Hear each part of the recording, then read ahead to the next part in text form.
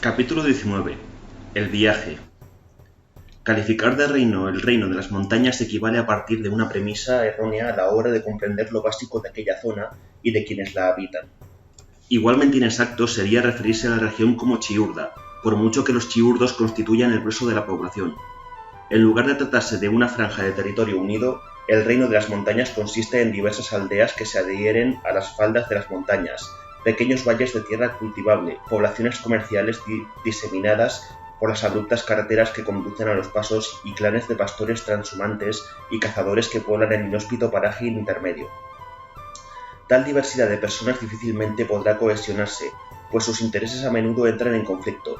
No obstante, es notable que la única fuerza más poderosa que la independencia de cada grupo y sus costumbres insulares sea la lealtad que profesan al rey del pueblo de las montañas.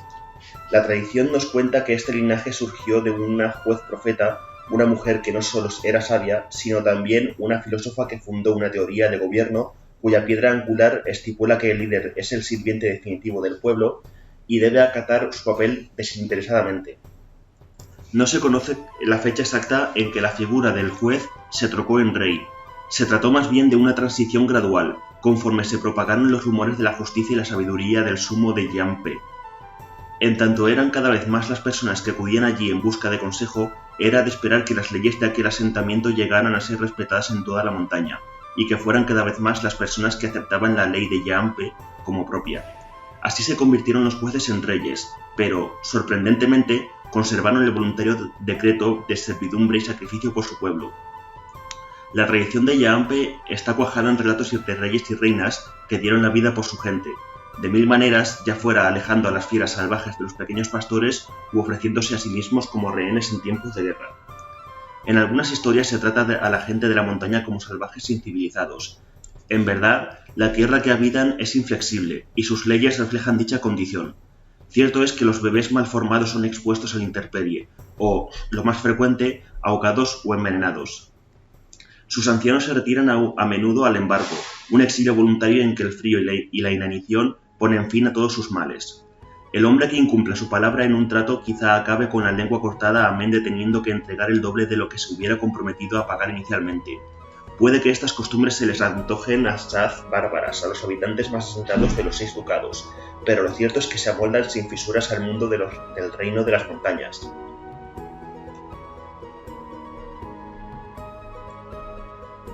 Al final, Berat se salió con la suya. La victoria no le proporcionó ninguna satisfacción, estoy seguro, pues a su obstinada insistencia se sumó a un inesperado aumento en la frecuencia de los ataques. En espacio de un mes, antecedieron dos aldeas y un total de 32 habitantes fueron raptados para su forja. 19 de ellos, al parecer, portaban los ya populares viales de veneno y eligieron suicidarse. Una tercera ciudad, más poblada, resistió con éxito, gracias no solo a la intervención de las tropas reales, sino a la defensa de una milicia de mercenarios que los ciudadanos habían alquilado y organizado con sus propios medios. Muchos de los combatientes, irónicamente, eran inmigrantes marginados que empleaban uno de sus pocos talentos. Las murmuraciones que criticaban la aparente pasividad del rey arreciaron. De poco servía intentar explicarles en qué consistía la labor de Berácil del destacamento. Lo que necesitaba y quería la gente eran barcos de guerra que defendieran la costa. Pero hacía falta tiempo para constituir los navíos y los vehículos mercantes reformados que se encontraban ya en el agua eran unos cascarones rechonchos y bamboleantes si se los comparaba con las rápidas velas rojas que nos acosaban. Las promesas de barcos de guerra para la primavera proporcionaban escaso consuelo a los granjeros y pastores que intentaban proteger sus cosechas y rebaños de este año. Los ducados del interior protestaban cada vez más airadamente por el aumento de los impuestos, destinado a constituir navíos por los que defender una costa que ellos no compartían. Por su parte, los líderes de los ducados costeros se preguntaban con sarcasmo cómo se les apañarían las poblaciones de tierra adentro sin puertos ni buques mercantes que transportaran sus productos. En el transcurso de al menos una reunión del Sumo Consejo se produjo un fuerte altercado en que el duque Carnero de Aza sugirió que no supondría una gran pérdida conceder en las islas cercanas y Punta Pelaje a las velas rojas, si con eso limitaban sus saqueos, y el duque Mazas de Osorno contraatacó amenazando con detener todo el tráfico comercial a lo largo del río Oso para ver cuán insignificante le parecía esa pérdida a Aza. El rey Artimañas consiguió calmar los ánimos del consejo antes de que llegaran a las manos, pero no antes de que el duque de Umbrales anunciara que compartía la postura de Aza. Las líneas divisorias que separaban a los distintos representantes se hacían más evidentes a cada mes que pasaba y a cada nuevo aumento de los impuestos. Era evidente que hacía falta una manera de recuperar la unidad del reino y Artimañas estaba convencido de que ese algo era una boda real. De modo que Regio ejecutó sus pasos diplomáticos y se dispuso que la princesa Ketriken jurara los votos ante Regio en representación de su hermano, con todo su pueblo como testigo, en tanto Veraz daría su palabra por boca de Regio. Con una segunda ceremonia a celebrarse, claro está, en Torre del Alce, a la que asistirían algunos de los representantes del pueblo de Ketriken en calidad de testigos. Por el momento, Regio permanecía en Yaampe, la capital del Reino de las Montañas. Rara era la semana que transcurría sin que llegara o partiera alguna cabalgata. Torre del Alce era un hormiguero efervescente de actividad. A mí me parecía una forma harto extraña e impropia de celebrar las nupcias. La pareja estaría casada casi un mes antes de verse las caras, pero los expedientes políticos pesaban más que los sentimientos de los implicados y se organizaron los preparativos de los distintos enlaces. Hacía tiempo que me había recuperado de la merma de fuerza provocada por Veraz.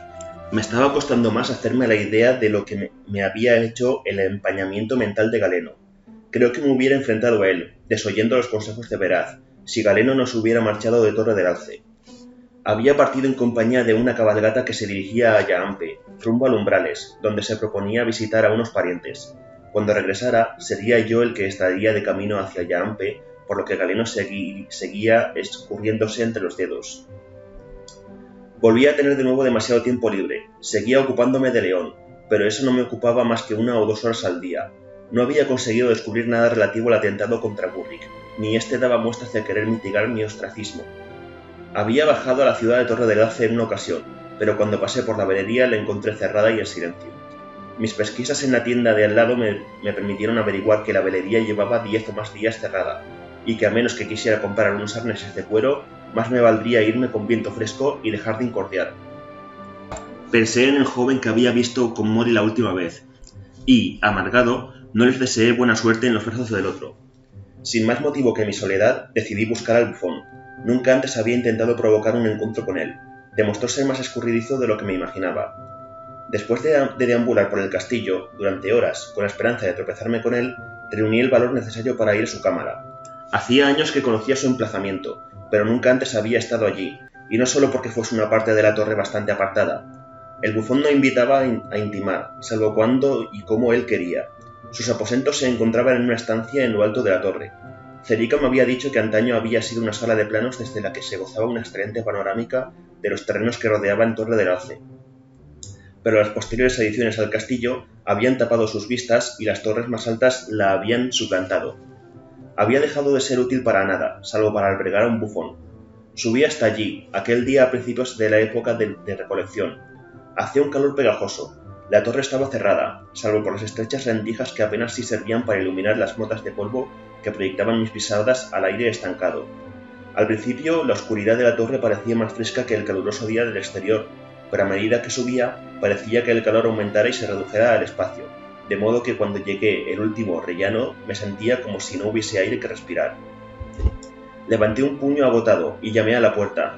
«¡Soy yo! ¡Traspié!». Me anuncié, pero el estancado aire caliente apagaba mi voz igual que apagaría una manta de luz de una vela. ¿Iba a utilizar aquello como excusa? ¿Iba a pensar que quizá no podía escucharme y entrar para ver si estaba allí? ¿O diría que tenía tanto calor y tanta sed que entré para ver si en sus habitaciones corría el aire o había un poco de agua?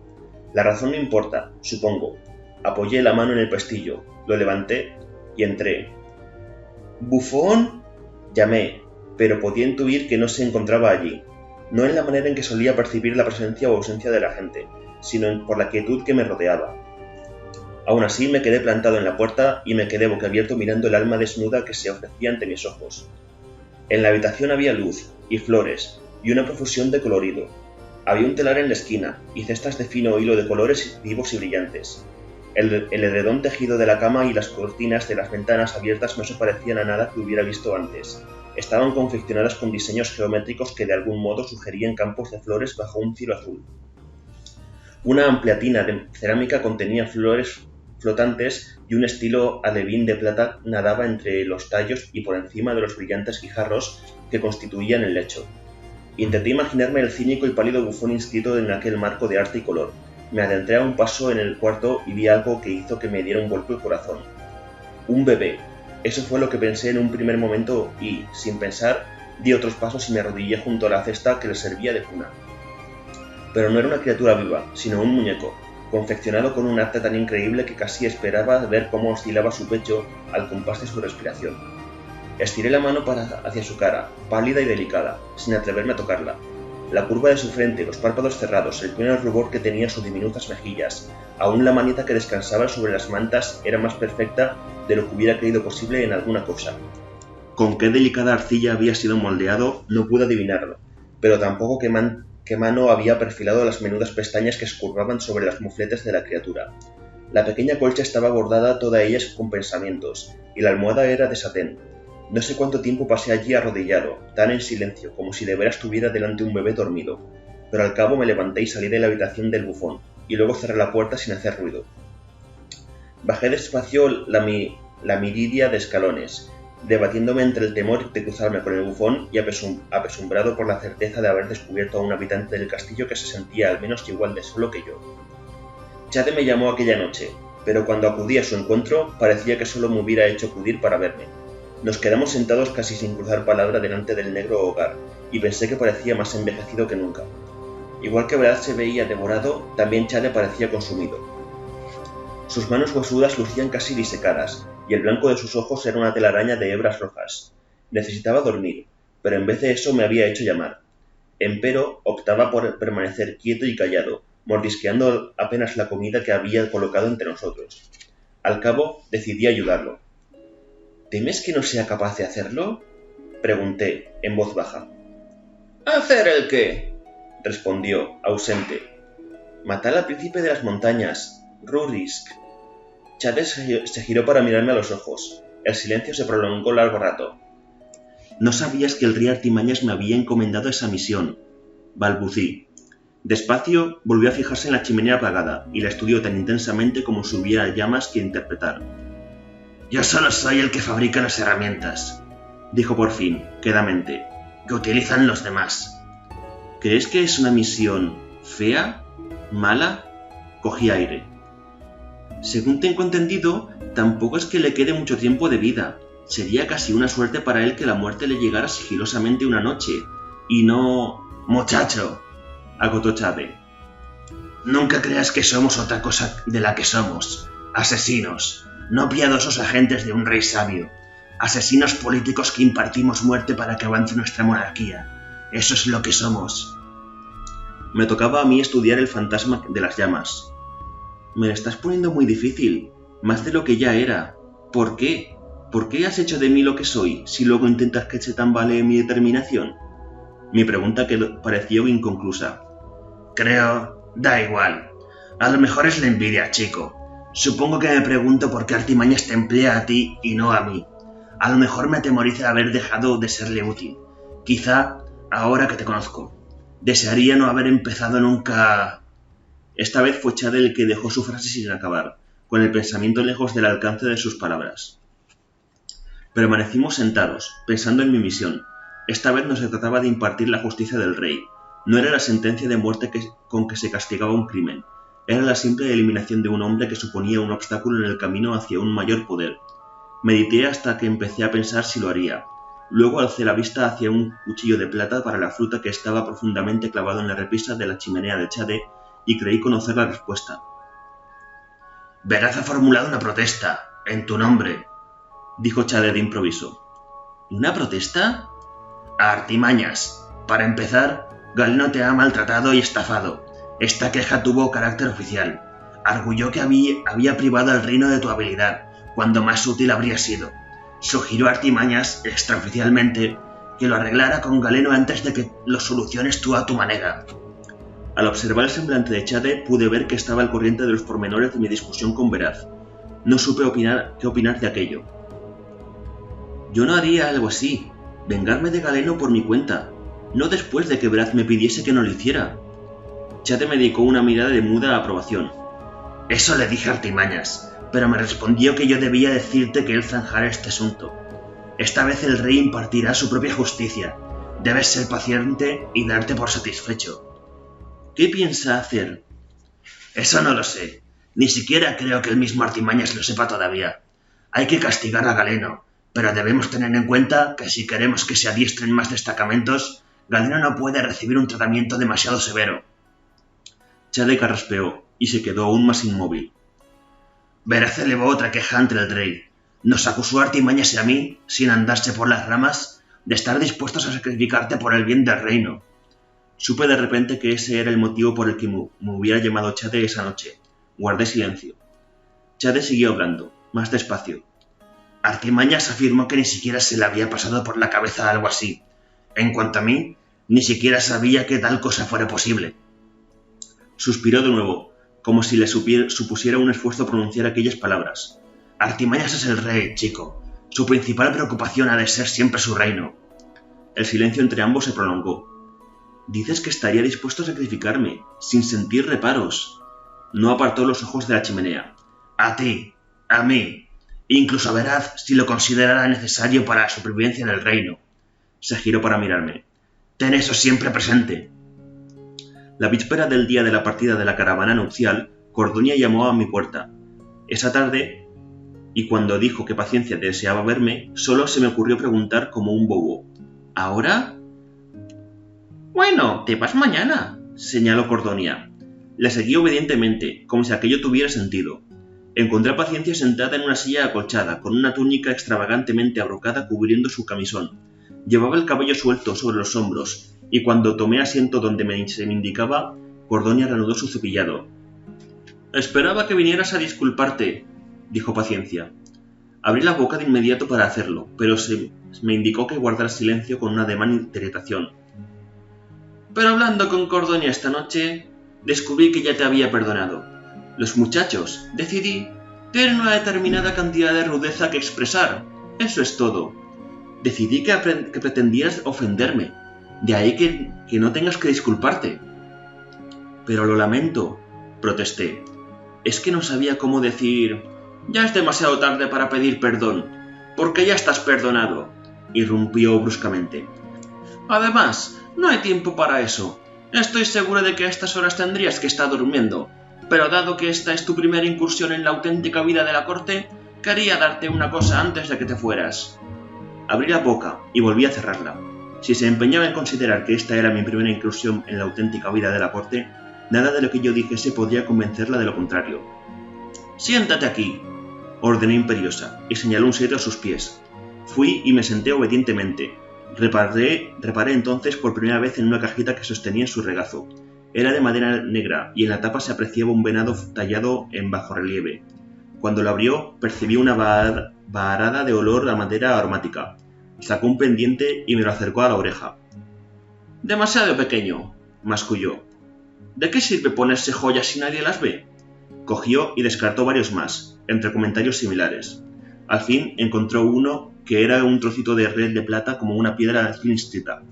Hizo una mueca y luego asintió con renuencia. «Ese hombre tiene buen gusto. Aunque no tenga otra cosa, buen gusto no le falta». Me lo acercó de nuevo a la oreja, y sin previo aviso me atravesó el lóbulo con un alfiler. Chillé y me llevé una mano a la oreja, pero ella me apartó de un papirotazo. «No seas crío, solo duele un minuto». Había una especie de broche que lo sujetaba atrás y me dobló la oreja brutalmente para cerrarlo. «Ahí está, le queda bien, ¿no te parece, Cordonia?» «Muy bien», convino la interpelada por encima de su interminable bordado. Paciencia me despidió con un gesto.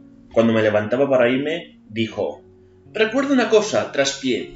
Tanto si tienes la habilidad como si no, tanto si llevas su nombre como si no, eres el hijo de Hidalgo. Procura comportarte con honor. Ahora vete y duerme un poco». «¿Con esta oreja?», pregunté, enseñándole la yema de los dedos manchados de sangre. «Lo hice sin pensar. Lola...» comenzó, pero la interrumpí. «Demasiado tarde para lamentarlo. Ya os he perdonado. Y gracias». Cordonia seguía riéndose por lo bajo cuando salí. Madrugué a la mañana siguiente para ocupar mi puesto en la cabalgata nupcial. Debíamos transportar ricos presentes como muestra de nuevo lazo entre las dos familias. Había obsequios para la princesa Ketriken, una yegua de buena sangre, joyas, tela para vestidos, criados y raros perfumes. Luego estaban los regalos para su familia y su pueblo. Caballos, halcones y oro labrado para su padre y hermano, desde luego, pero los regalos más importantes eran los que estaban destinados a su reino, pues según la tradición de Yaampe, ella pertenecía a su pueblo más que a su familia. De modo que había cabezas de cría, reses, ovejas, caballos y aves de corral, y poderosos arcos de tejo como no se encontraban en la montaña, y útiles para trabajar el metal hechos de buen hierro de forja y otros obsequios con los que se esperaba mejorar las condiciones de vida de los montañeses. También llevábamos conocimiento, en forma de algunos de los herbarios mejor ilustrados de Cerica, varias artillas con curas y un pergamino sobre cetrería, que era la minuciosa copia del que redactara Celetrero en persona. Oficialmente, impartir estos conocimientos era el motivo por el que acompañaba yo a la caravana. Los escritos estaban a mi cuidado, junto al generoso surtido de hierbas y raíces que se mencionaban en el herbario, y las semillas para plantar las que no soportaban los largos trayectos. No era aquel un regalo trivial, y asumí la responsabilidad de entregarlo debidamente con la misma seriedad con que asumía mi otra misión. Todo estaba bien envuelto y guardado en un arcón de cedro labrado. Comprobaba los embalajes por última vez antes de bajar el baúl al patio cuando oía el bufón a mi espalda. ¡Te he traído una cosa! Me volví para encontrarlo de pie en el umbral de mi cuarto. Ni siquiera había oído cómo se abría la puerta. Me ofrecía una bolsa de cuero fruncida con un cordón. ¿Qué es eso?, pregunté, intentando que no percibiera en mi voz ni rastro de las flores o la muñeca. ¡Purga de mar! Arqueé las cejas. ¿Un catártico? ¿Como regalo de bodas? Supongo que habrá quien lo encuentre apropiado, pero las hierbas que llevo se pueden plantar y cultivar en las montañas. No creo... No es un regalo de bodas, es para ti. Acepté la bolsa con sentimientos encontrados. Era una purga excepcionalmente potente. Gracias por acordarte de mí. Ahora no soy propenso a padecer los males del viaje. Y... No eres propenso, cuando viajas, a correr el peligro de que te envenenen. ¿Hay algo que quieras contarme? Intenté imprimir a mis palabras un tono ligero y jocoso. Echaba de menos en esta conversación las acostumbradas muecas y la sorna del bufón. Solo que harías bien en comer poco, o nada, a no ser que lo cocines tú mismo. ¿En todos los banquetes y festejos que se celebrarán? No, solo aquellos de los que quieras salir con vida. Se giró para marcharse. Lo siento, me apresuré a decir. No pretendía entrometerme. Te estaba buscando, hacía mucho calor, y la puerta no estaba cerrada con llave, así que entré. No era mi intención espiarte. Me daba la espalda y no se giró, cuando preguntó. ¿Y te pareció divertido? No se me ocurría nada que decir, ninguna manera de asegurarle que nada de lo que había visto allí saldría de mí. Dio 2 pasos y se dispuso a cerrar la puerta. Dije atropelladamente. Me hizo desear que ojalá hubiera para mí un lugar como el que tú tienes ahí arriba, un lugar en el que pudiera guardar un secreto. La puerta se detuvo a un palmo de cerrarse. Acepta mi consejo y quizás sobrevivas a este viaje. Cuando pienses en las motivaciones de una persona, recuerda que no debes medir su trigo con tu trasero. Quizá él utilice un sistema de medidas completamente distinto. La puerta se cerró y desapareció el bufón, pero sus últimas palabras habían sido lo bastante crípticas y frustrantes para hacerme pensar que quizás me hubiese perdonado por mi intromisión. Guardé la purga del mar en mi jubón, sin quererla para nada, pero sin atreverme ahora a dejarla atrás. Miré en torno a mi cuarto, pero seguía siendo el sitio desnudo y práctico de siempre. La señora Premura se había ocupado de embalar mi equipaje, temerosa de confiarme mi ropa nueva. Me percaté de que el alce tachado de mi blasón había sido reemplazado por otro que embestía con la testuz agachada. Me gusta más que el alce tachado. ¿A ti no? Supongo, contesté, y eso había sido todo. Un nombre y un blasón. Asentí para mí, cargué sobre el hombro el arcón lleno de hierbas y pergaminos y bajé para unirme a la cabalgata. Cuando descendía los escalones me encontré con Veraz, que subía. Al principio casi no lo reconocí, pues subía igual que un anciano achacoso. Me aparté de su camino para permitirle el paso y luego supe que era él cuando me miró. Resulta extraño ver a alguien que te es familiar de esta manera, como si fuese un desconocido. Reparé en la manera en que le colgaba la ropa y la mata de cabello negro que recordaba a Lucía, ahora salpimentada de gris. Me dedicó una sonrisa ausente, y luego, como si le hubiese ocurrido de repente, me detuvo. ¿Partes hacia el reino de las montañas para la ceremonia nupcial? Sí. ¿Me harías un favor, chico? Desde luego, contesté, consternado por la aspereza de su voz. Habla bien de mí, sé franco. No te lo pido que cuentes mentiras, pero háblale bien de mí. Siempre he pensado que me tienes en buena consideración. Así es, dije a su espalda. Así es, señor. Pero no se giró ni replicó de ningún modo, y me sentí igual que al despedirme del bufón.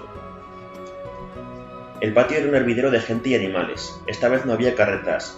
Las carretas que se adentraban en las montañas eran tortuosas y se había decidido que tendrían que bastar las bestias de carga para viajar más deprisa. No sería de rigor que el cortejo real llegara tarde a la boda. Bastante malo era que no se asistiera al novio. Los reses y el resto de los animales de granja habían partido hacía días. Se esperaba que nuestro viaje durase 2 semanas, y emprendíamos la marcha con otra de antelación. Me ocupé de amarrar el arcón de cedro a una bestia de carga, me acerqué a Hollín y esperé. Aún en el patio empedrado, el viento levantaba polvo aquel cálido día de verano.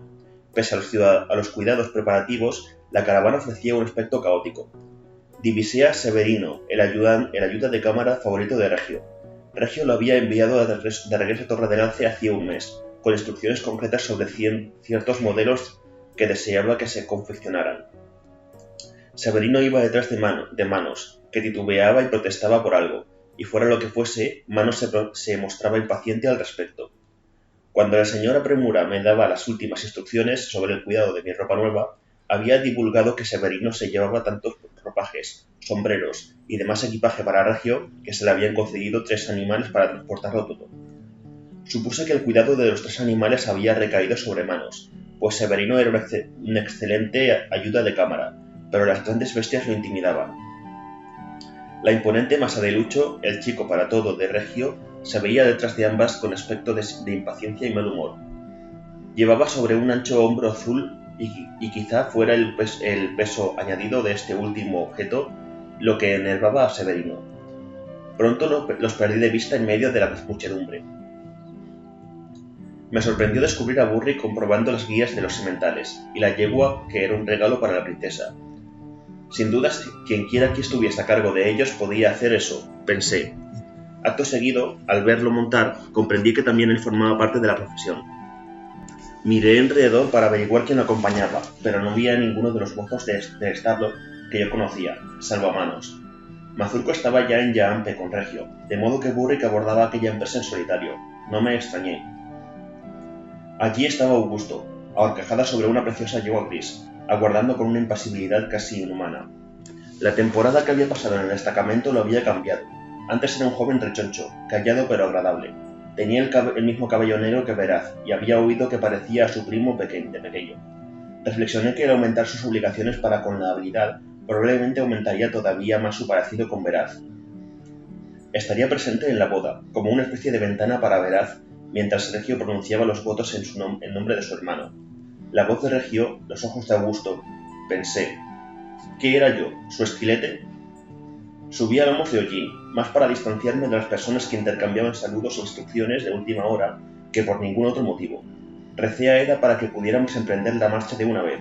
Se me antojó una eternidad el tiempo que tardó la línea en formar la sujeción de los bártulos en el último minuto.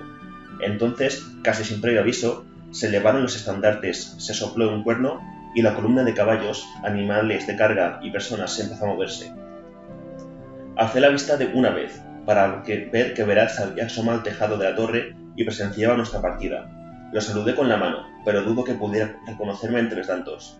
Cruzamos las puertas y enfilamos el sinuoso y abrupto camino que se alejaba de Torre del Alce hacia el oeste. Nuestra ruta nos conduciría hacia el nacimiento del río Alce, que vadearíamos en su punto más ancho y menos profundo en la conjunción de las fronteras de los ducados de Gama y Umbrales. Desde allí atravesamos las vastas llanuras de Umbrales, bajo un sol abrasador como nunca antes había tenido que soportar, hasta llegar al Lago Azul. Desde el Lago Azul, seguimos un río denominado simplemente Frío que nacía en el reino de las montañas. En el vado Frío comenzaba la ruta comercial que atravesaba las montañas y se adentraba en sus alturas, hasta el paso de las tormentas, y de allí en las densas espesuras de los territorios fluviales. Aunque no llegaríamos tan lejos, pues nos detendríamos en Yaampe, que era lo más parecido a una ciudad que poseía el reino de las montañas. En cierto modo fue un viaje aburrido, sin contar las vicisitudes propias de tales empresas. Después de los primeros 3 días nos asumimos en una rutina notablemente monótona, interrumpida solo por los distintos paisajes que atravesábamos. Cada pueblo o aldea que se cruzaba en nuestro camino salía a recibirnos y demorarnos con sus mejores deseos y felicitaciones oficiales con motivo de las festividades oficiales del príncipe de la corona. Pero cuando llegamos a las amplias llanuras del Umbrales, aquellas poblaciones se tornaron más escasas y dispersas. Las ricas granjas y las ciudades comerciales del Umbrales se encontraban lejos hacia el norte, en nuestra ruta, a orillas del río Bin. Atravesábamos las planicies del Umbrales, cuyos moradores eran en su mayoría pastores nómadas que solo levantaban ciudades en los meses de invierno, cuando se sentaban junto a las vías comerciales para lo que llamaban la estación verde. Pasábamos junto a rebaños de cabras y ovejas, manadas de caballos y, más raramente, piaras de los peligrosos cochinos de montaña que ellos llamaban aragares, pero nuestro contacto con los habitantes de aquella región solía limitarse al avistamiento de sus tiendas cónicas a lo lejos, o de algún pastor erguido de su silla que nos saludaba levantando su callado. Manos y yo nos reconciliamos. Teníamos que compartir la comida y una pequeña fogata de campamento al anochecer, y me regalaba con historias de las continuas protestas de Severino por el polvo que se adhería a su capa de seda o los insectos que anidaban en sus cuellos de piel y terciopelo que se le estropeaba debido a los rigores del viaje. Más serias eran sus quejas sobre Lucho. Yo no guardaba ningún recuerdo grato del hombre y a Manos le parecía un compañero de viaje opresivo, pues parecía que sospechara continuamente de que Manos intentaba sustraer lo que fuese de los cálculos de Regio.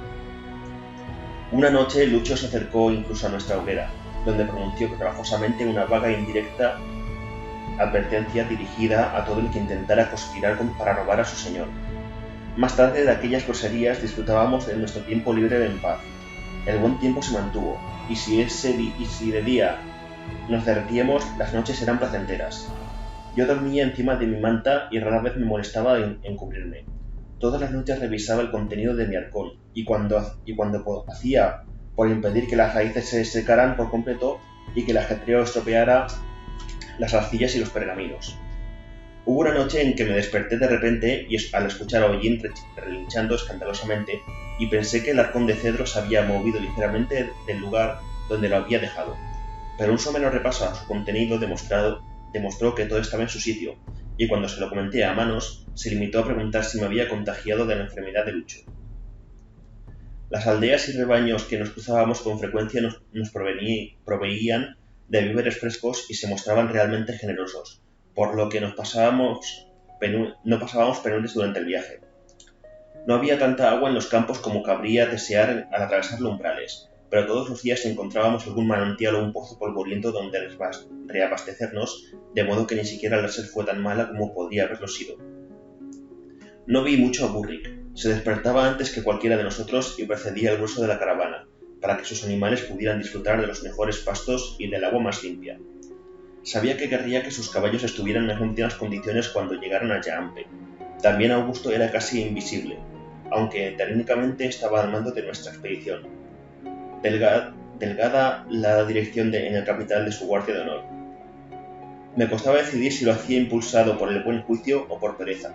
En cualquier caso, se mostraba sumamente reservado, aunque consentía que Severino se ocupara de él, levantara su tienda y le preparara la comida. Para mí era casi como regresar a la infancia. Mis responsabilidades eran muy limitadas. Manos era un compañero amigable, y no necesitaba que lo alentara para referirme a su ingente surtido de chismorreos y aventuras. A menudo se me pasaba el día entero sin acordarme de que, al final de este viaje, mataría a un príncipe. Esos pensamientos solían asaltarme cuando me despertaba en plena noche. El cielo del Umbrales estaba mucho más cuajado de estrellas del que cubría la torre del alce. Me quedaba mirándolas y trazaba planes imaginarios para poner fin a la vida de Ruris. Había otro baúl, más pequeño, guardado cuidadosamente en la bolsa que contenía mi ropa y mis objetos personales. Lo había embalado con mucha ansiedad y cuidado. Tenía que cumplir con mi misión sin errores. Había que hacerlo limpiamente, sin levantar la menor sospecha. También debía aguardar el momento propicio. El príncipe no podía morir mientras estuviéramos en Yaampe. Nada debía empañar la boda. Tampoco debía morir antes de que celebrara la ceremonia de Torre del Alce y se hubiera consumado felizmente el enlace, pues se consideraría de mal presagio para la pareja de recién casados. No iba a ser una muerte fácil de organizar. A veces me preguntaba por qué se me había confiado a mí y no a Chade. ¿Era una especie de prueba que, de fallarla, me reportaría la muerte? ¿Era Chade demasiado viejo para ese reto? ¿O demasiado valioso para ponerlo en peligro? ¿Podría ser que no tuviera que velar en todo momento por la salud de Veraz? Cuando alejaba mi mente de tales ideas, me preguntaba si debería utilizar un polvo que irritara los dañados pulmones de Rurisk para que muriese entre toses. ¿Podría rociar sus sábanas y almohadas con él? ¿Debería ofrecerle un remedio contra el dolor del que se volviera dependientemente paulatinamente e inducirlo a la muerte mientras dormía? Tenía un tónico que disolvía la sangre. Si ya padecía hemorragias crónicas en los pulmones, bastaría para enviarlo al otro barrio. Tenía un veneno rápido, letal e insípido como el agua, aunque tendría que idear la manera de que lo ingiriera en un futuro próximo, pero seguro. Estas cavilaciones no me ayudaban a conciliar el sueño, pero el aire fresco y el ejercicio de cabalgar durante todo el día solían bastar para contrarrestarlas, y a menudo despertaba ansioso por comenzar un nuevo día de viaje. Cuando divisamos al fin el lago azul, fue como estar a la vista de un milagro. Hacía años desde la última vez que había permanecido tan lejos del mar durante tanto tiempo, y me sorprendió cuánto añoraba la visión del agua. Todos los animales de nuestra comitiva inundaron mis pensamientos con el limpio aroma del agua. El paisaje reverenciaba y se tornaba más plácido conforme nos acercábamos al inmenso lago. Y aquella noche hubimos de esforzarnos para que los caballos no pacieran en demasiado. Hordas de barcos de vela ejercían su oficio mercante en el lago azul, y los colores de sus velas anunciaban la familia para la que navegaban además de lo que vendían. Los asentamientos que rodeaban el lago azul estaban construidos sobre pilotes que asomaban del agua. Recibimos una calurosa acogida y nos deleitamos con pescado de agua dulce, de original sabor para mi paladar, acostumbrado al pescado azul. Me sentía un viajero consumado, y Manos y yo nos vanagloriábamos de la noche en que se acercaron a nuestra fogata algunas muchachas de ojos verdes, pertenecientes a las familias que comerciaban con grano. Trajeron con ellas pequeños tambores de vivos colores, cada uno afinado de modo distinto, y tocaron y cantaron para nosotros hasta que vinieron sus madres para regañarlas y llevárselas a casa. Fue una experiencia embriagadora, y aquella noche no pensé en absoluto en el príncipe Rurisk. Ahora viajábamos hacia el norte y el oeste, surcando el lago azul a bordo de unas barcazas de fondo plano que no me inspiraban mucha confianza. Al llegar a la orilla, nos encontramos inmersos de repente en un bosque, con los calurosos días de umbrales y convertidos en un recuento lejano. Nuestra ruta nos condujo a través de inmensas extensiones de cedros, punteadas aquí y allá por macizos de abedules y replantadas en zonas quemadas con alisos y sauces. Los cascos de nuestros caballos resonaban en la negra tierra, del sendero forestal, y nos rodeaban las dulces fragancias del otoño. Vimos aves desconocidas, y en una ocasión divisé un enorme venado de un color y una especie que nunca había visto ni jamás he vuelto a ver. Los pastos que nos encontraban los caballos por la noche no eran buenos, y nos alegramos de haber comprado grano a las gentes del lago. Encendíamos fogatas al anochecer, y Manos y yo compartimos una tienda. Nuestro camino conducía inexorablemente hacia arriba. Trazábamos nuestra ruta entre las laderas más empinadas, pero sin desviarnos de la senda que ascendía a las montañas. Una tarde nos encontramos con una delegación de Yaambe, enviada para recibirnos y mostrarnos el camino. Después de aquello parecimos viajar más deprisa, y todas las noches gozábamos del entretenimiento de los músicos, poetas y malabaristas, y celebramos banquetes con sus manjares.